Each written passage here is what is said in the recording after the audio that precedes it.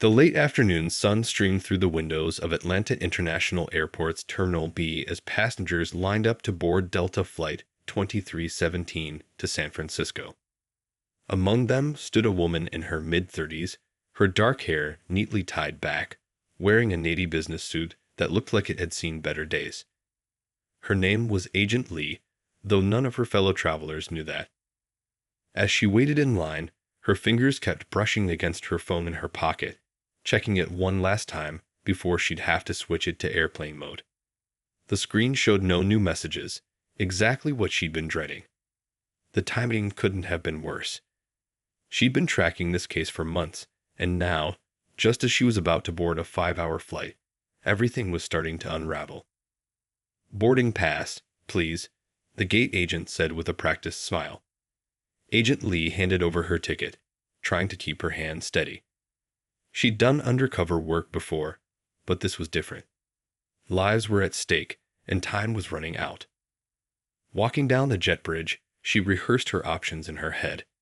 The suspect was already on board. She confirmed that much. But making a move too soon could blow everything. She needed proof, concrete evidence before she could act. And somewhere in the cabin of that plane was someone carrying the key to preventing a catastrophe.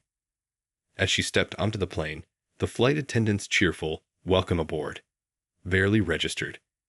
Agent Lee's trained eye was already scanning the cabin, taking in every detail while appearing to simply search for her seat number. A businessman typing furiously on his laptop in 8A, an elderly couple sharing crossword puzzles in 12D, and a young woman with bright blue hair listening to music in 16F. Finding her seat in 14C, she stowed her carry-on in the overhead bin, keeping her laptop bag close. Inside it was everything she needed, and everything that could get her arrested if she made one wrong move. The irony wasn't lost on her. A young flight attendant paused at her row. "Can I get you anything before we take off?" she asked, noticing how Agent Lee's hands kept fidgeting with her seatbelt. "Just water, please," Agent Lee replied, managing a small smile. She needed to appear calmer. Any unusual behavior now could draw unwanted attention. As other passengers continued boarding, she pulled out her phone one last time. The screen lit up with a message that made her heart skip. "Package in transit. ETA 6 hours. Grid coordinates confirmed." Her fingers tightened around the phone. 6 hours. The attack was planned for shortly after this flight would land. She looked around the cabin again, this time noting the cameras, the emergency exits, the location of the flight attendant stations. Everything she'd been trained to observe was now part of a mental map she hoped she wouldn't need. The captain's voice crackled over the intercom, welcoming everyone aboard and announcing their flight time to San Francisco.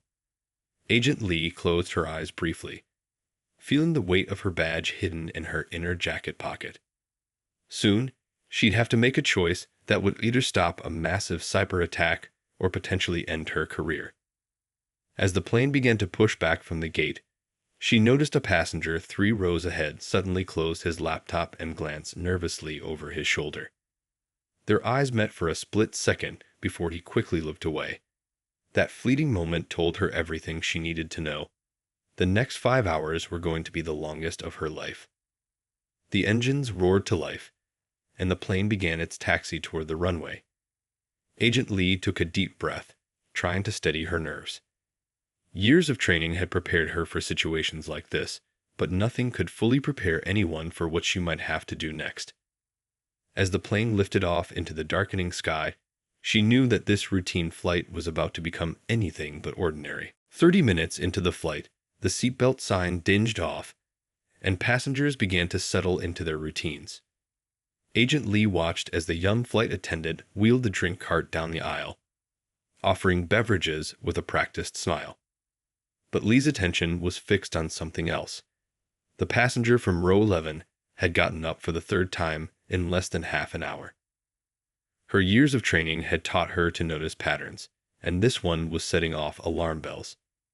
The man, dressed in an expensive charcoal suit, kept checking his watch every time he returned to his seat. Each time he passed her row, she caught a whiff of expensive cologne mixed with something else: anxiety. Lee's hand unconsciously moved to her laptop bag. Inside was the evidence she'd gathered over the past 3 months. Details of a planned cyber attack that could throw the entire West Coast into darkness. But she needed more proof, something concrete that would justify the actions she might have to take. The cabin lights dimmed slightly as they passed through a patch of turbulence. A baby started crying somewhere in the back, and an elderly woman asked for a blanket. Normal sounds, normal requests, except nothing about this flight was normal. Rising from her seat, Lee made her way to the bathroom. In the narrow mirror above the sink, she studied her reflection. Dark circles under her eyes betrayed the sleepless nights spent tracking this case. She splashed some water on her face, then pulled out her phone. No signal, of course, exactly what the attackers would be counting on. Returning to her seat, she noticed the flight attendant giving her a concerned look. Lee realized she must have been in the bathroom longer than usual. She needed to be more careful. Any suspicious behavior now could compromise everything. "Would you like some water?" the flight attendant asked, pausing at her row. Her name tag read Kim. "Yes, please," Lee replied, forcing a smile. As Kim poured the water, Lee noticed her glancing at the laptop bag, tucked firmly between her feet. The bag that never left her side, even for bathroom breaks. 2 rows ahead, the man in the charcoal suit was typing frantically on his phone. Even from this distance, Lee could see his fingers trembling slightly. Behind him, a teenage girl was watching TikTok videos, her laughter a stark contrast to the tension Lee felt building in her chest. The plane hit another patch of turbulence, stronger this time. Drinks wobbled on tray tables, and a few passengers gasped. Lee used a moment of distraction to pull out her own laptop. She needed to check something, a hunch that had been nagging at her since takeoff. Opening a seemingly innocent spreadsheet, she began typing in a code that would reveal any unusual wireless activity in the cabin. It was risky. If anyone saw her screen, they might realize what she was doing. But she had to know if her suspicions were right. Suddenly, her screen flickered. For a fraction of a second, numbers appeared, coordinates, timestamps, and something else. Something that made her blood run cold. The attack wasn't just planned for after landing. It was already in motion. Lee closed her laptop quickly, perhaps too quickly. The businessman across the aisle gave her an odd look. She smiled apologetically, pretending to be just another passenger nervous about turbulence. But her mind was racing. The next few hours would be crucial, and she had to decide: wait and risk everything, or act now and risk being wrong. A soft chime sounded overhead. Someone had pressed their call button. Lee watched as Kim walked back down the aisle, stopping at row 11. The man in the charcoal suit was asking for something, his voice too low to hear. As Kim leaned down to listen, Lee noticed his hand slip something into his jacket pocket. The plane continued its journey westward, most passengers unaware of the drama unfolding in their midst. Outside the window, clouds drifted by peacefully, a stark contrast to the storm brewing inside Agent Lee's mind. She knew that soon, very soon, she would have to make a move that would change everything. 2 hours into the flight, the atmosphere in the cabin shifted dramatically. Agent Lee could feel it, that moment when everything starts to unravel. Her laptop had picked up another signal, stronger this time. Whatever was happening in row 11 wasn't just suspicious anymore, it was a countdown. The businessman in the charcoal suit had stopped his frequent bathroom visits. Instead, he sat rigidly in his seat, his fingers dancing across his keyboard with renewed purpose. Lee watched as lines of code reflected in his reading glasses, code that looked eerily familiar from her cybersecurity briefings.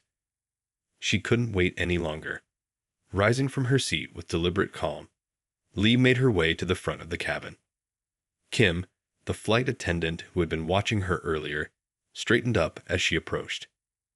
"I need to speak with the captain," Lee said, keeping her voice low but firm. It's urgent. Kim's professional smile didn't waver. I'm sorry, ma'am, but passengers aren't allowed in the cockpit. If there's something I can help you with. You don't understand, Lee interrupted, fighting to keep her voice steady. This is about the safety of everyone on this plane. Her hand instinctively moved toward her badge, but she stopped herself. Using it now would alert the wrong people. Another flight attendant joined them, older with graying hair at his temples. Is everything all right here? He asked, positioning himself slightly between Lee and the cockpit door. The cabin felt smaller suddenly, more confined. A child 2 rows back was watching them over his seat, eyes wide with curiosity. Lee could feel other passengers starting to take notice. This wasn't how she wanted this to play out, but time was running out. She glanced back at row 11. The businessman had stopped typing and was watching the scene unfold, his face a mask of careful indifference. Too careful. Behind her, she could hear the flight attendants quietly discussing whether to alert the air marshal. Lee took a deep breath and switched to Mandarin, her voice carrying just enough for the right people to hear. Bai Fang Wang Jie Yi Jing Bai Qin Ru. The northern grid has been breached. The effect was immediate. The businessman in row 11 flinched visibly, his hand jerking toward his laptop. But more importantly, a woman in row 7, someone Lee hadn't even been watching, suddenly sat up straighter. Switching back to English, Lee raised her voice slightly. Please, I need to speak with the captain now. Lives depend on it. Her words carried down the cabin, causing a ripple of murmurs among the passengers.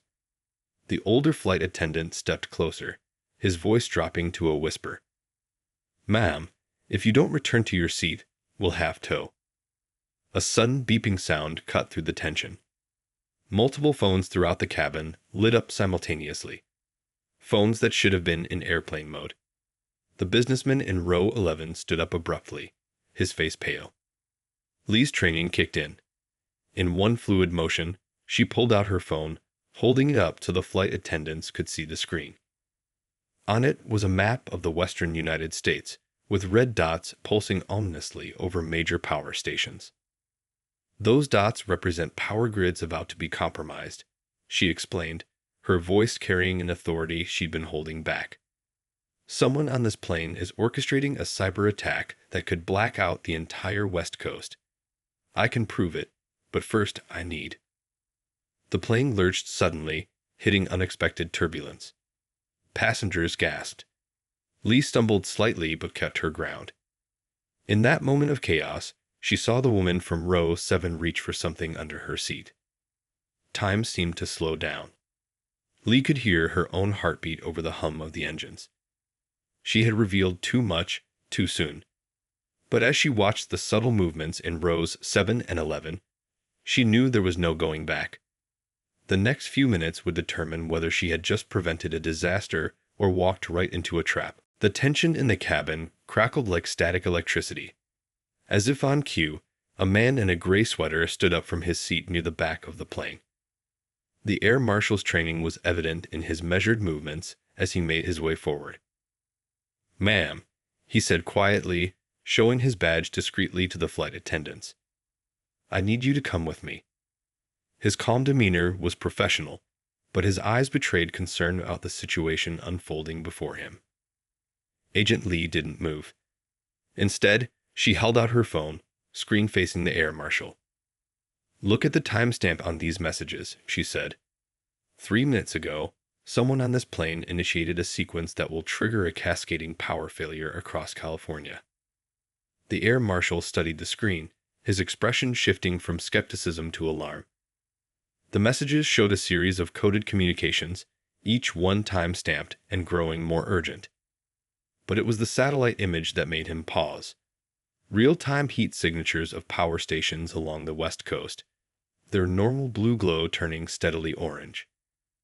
In row 11, the businessman had resumed typing, his movements more frantic now. The woman in row 7 remained perfectly still, too still, like a predator waiting to strike. Other passengers were turning in their seats, phones out, some already recording the scene despite the flight attendants' requests to stop. "We have about 20 minutes," Lee whispered to the air marshal. "Maybe less." They planned this carefully, timing it so we'd be too far from any airport to land quickly, using the plane's isolation to their advantage. A young boy in the middle row tugged his mother's sleeve. "Mom, my game stopped working," he said, pointing to his tablet. One by one, passengers noticed their devices losing connectivity, even those in airplane mode. The air marshal touched his earpiece, speaking quietly into his collar mic. Lee caught fragments of his words. Potential situation. Requesting immediate. Emergency landing coordinates. Suddenly, the businessman stood up, laptop in hand. "I need to use the restroom," he announced, his voice stretched thin with false casualness. The air marshal moved to block his path, but the woman from row 7 was faster. She jumped up, pulling something from her purse. Several passengers screamed, but it wasn't a weapon. It was a second laptop. "Nobody move," she shouted, her fingers flying across the keyboard. "One wrong move and I'll accelerate the sequence." The air marshal reached for his weapon, but Lee grabbed his arm. "Wait. If she triggers it now, we'll lose the entire grid. Millions of people." She let the implications hang in the air. The cabin erupted into confused murmurs. A baby started crying somewhere in the back. The flight attendants looked to the air marshal for guidance, while he looked at Lee, trying to assess whose judgment to trust. Lee's mind raced. The woman with the laptop. She wasn't just any accomplice. The way she held herself, the confidence in her movements. "You're Agent Wong," Lee said suddenly, recognition dawning. "You disappeared from the Beijing office 3 months ago. Everyone thought you'd been compromised." The woman's smile was cold. "Compromised?" "No.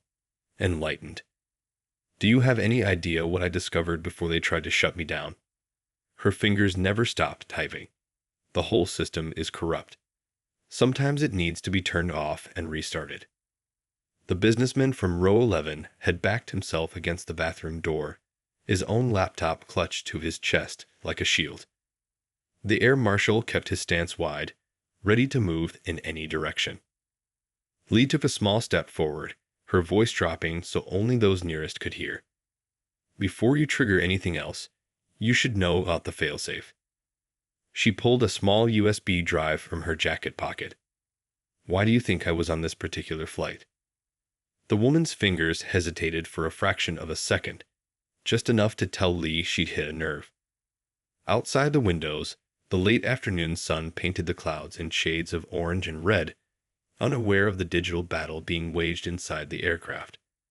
The plane continued its journey westward, carrying its passengers toward either salvation or disaster, with only minutes left to determine which it would be. The captain's voice crackled over the intercom, steady despite the circumstances. "Ladies and gentlemen, due to a situation on board, we'll be making an emergency landing in Denver. Please return to your seats and fasten your seatbelts immediately." A ripple of nervous energy passed through the cabin. Passengers who had been pretending not to watch the standoff now openly stared. The businessman near the bathroom clutched his laptop tighter, sweat visible on his forehead. "You can't land this plane," the woman from row 7 said, her voice tight with controlled anger. "If we touch down before the sequence completes." She turned her laptop screen toward Lee, showing a progress bar slowly filling with red. The air marshal kept his position, eyes moving between the 3 key players in this drama. "Ma'am, put the laptop down," he said firmly to the woman. But Lee could see in his expression that he understood the complexity of their situation. One wrong move could trigger a catastrophe. Through the windows, the plane began its descent through thick clouds. A young woman clutched her rosary beads, whispering prayers. An older man tried to calm his frightened grandson by pointing out shapes in the clouds. These simple, human moments made Lee's chest tight. These people had no idea how close they were to both danger and salvation. "Look," Lee said, taking another careful step toward the woman she now knew was Agent Wong. You're right about one thing. The system is flawed. But what you're about to do won't fix it. It'll hurt millions of innocent people. The plane banked sharply left, causing everyone to grab for support. Lee used that moment of distraction to glance at her phone one last time. The screen showed a new message. Din VR Policy Standing VI. Cyber Response TM in position. Outside, the clouds parted to reveal the sprawling expanse of Denver below. Police lights were already visible on the tarmac, their blue and red flashing a silent welcome. The businessman made a sudden move toward his seat, but the air marshal smoothly intercepted him. It's over, Lee said softly. Look around you. Look at these people. Parents, children, grandparents. Whatever you think you're fighting for, is it worth destroying their lives? A flight attendant's voice came over the intercom, professional but trembling slightly. Prepare for landing. Ensure all electronic devices are stowed. The woman's fingers hovered over her keyboard, her resolve visibly wavering. The businessman had started to shake, his expensive suit now wrinkled and damp with sweat. Through the windows, the ground grew closer, the airport's patterns becoming clearer. The landing gear deployed with a heavy thud that shook the cabin. A child started crying, quickly hushed by his mother. The businessman suddenly slumped in the air marshal's grip, as if all his energy had drained away at once. But Agent Wong remained defiant. You don't understand, she said, her voice barely a whisper. Once it starts, it can't be stopped. Not without. The failsafe, Lee finished, holding up the USB drive. Which only works if you let me use it in the next 3 minutes. The plane's wheels touched down with a screech of rubber on tarmac. Through the windows, police vehicles could be seen speeding alongside the aircraft. The woman looked from her screen to Lee's face, then to the USB drive, indecision clear in her eyes. As the plane taxied to a stop, Lee could see the massive response waiting for them. Police cars, FBI vehicles, even what looked like a mobile command center. But none of that would matter if they couldn't stop what had already been set in motion. The cabin fell silent except for the dying whine of the engines. In that moment of stillness, surrounded by anxious passengers and the weight of what was about to happen, Lee realized that the real crisis was only beginning. The next few minutes would determine not just their fate, but the fate of millions of people who had no idea their world hung in the balance. The plane door opened with a hydraulic hiss. 3 police officers boarded swiftly, their movements precise and practiced. The lead officer, a tall woman with graying hair at her temples, moved directly toward Agent Lee's position. To everyone's surprise, Lee's tense expression melted into something close to relief. You sure took your time getting here, Lee said quietly, keeping her voice steady despite the exhaustion creeping in. She reached into her jacket and pulled out her FBI badge, letting it catch the cabin light. Several passengers gasped. The businessman in custody seemed to shrink even further into himself. The woman from row 7, Agent Wong, stared at the USB drive still in Lee's hand. Her fingers had stopped moving on the keyboard, but the progress bar on her screen continued its ominous advance. It doesn't matter now, she said, her voice hollow. Even if you arrest us, the program is already running.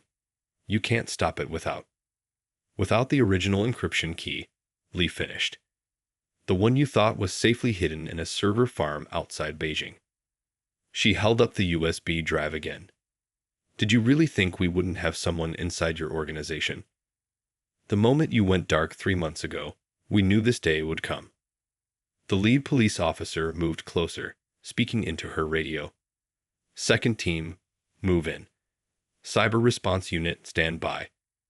Her words carried the weight of authority, but there was something else in her tone. Urgency.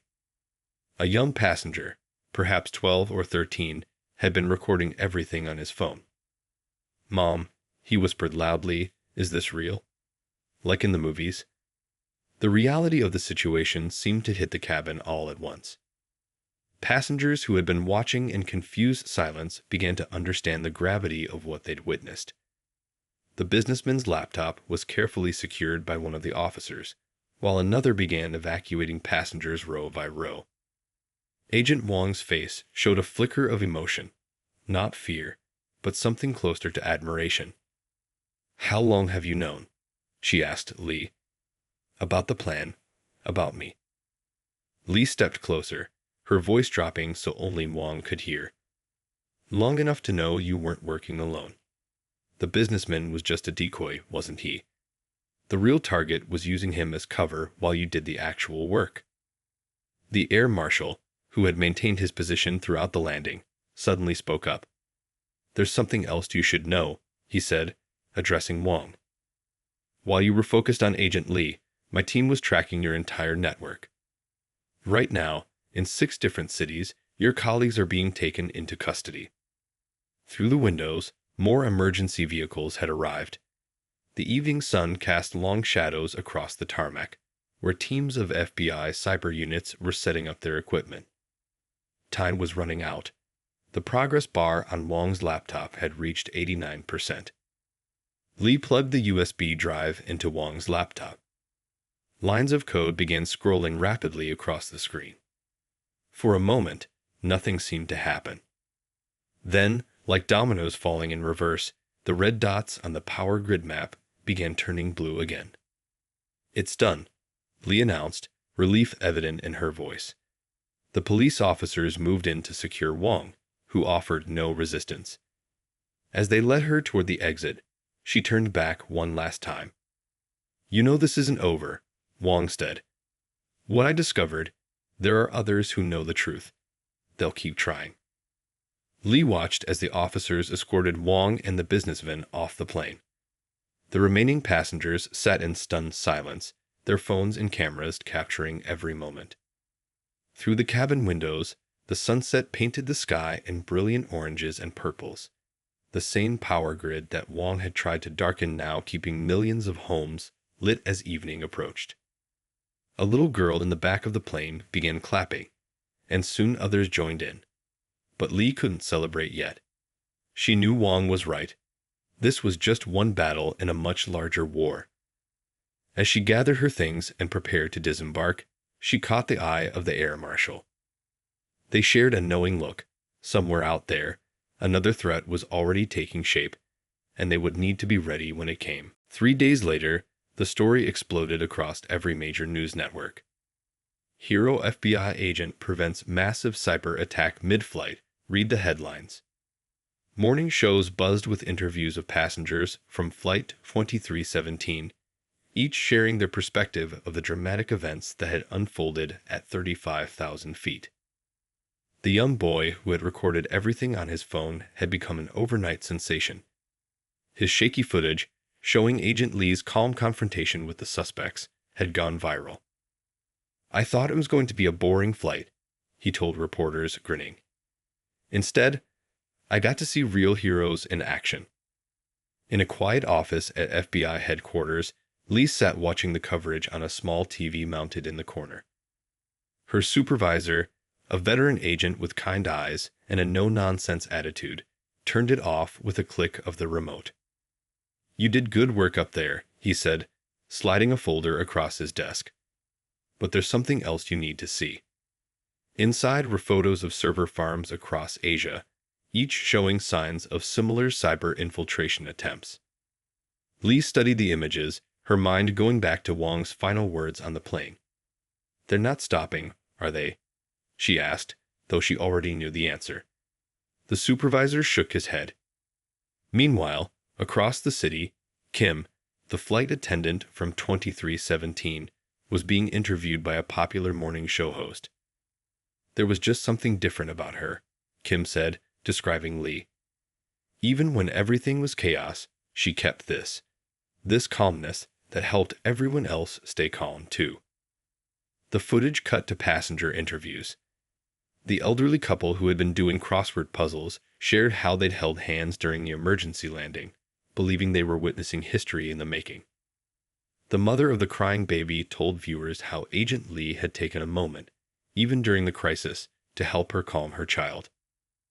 Back at headquarters, tech teams were still analyzing the code that Wang had tried to deploy. It was brilliant in a terrifying way, one analyst explained to Li. If you hadn't stopped it when you did. He left the sentence unfinished, but the implications were clear. The businessman, they discovered, had been nothing more than a carefully placed pawn, recruited through an online forum, promised money to simply act suspicious during the flight. He'd had no idea of the larger plot he was part of.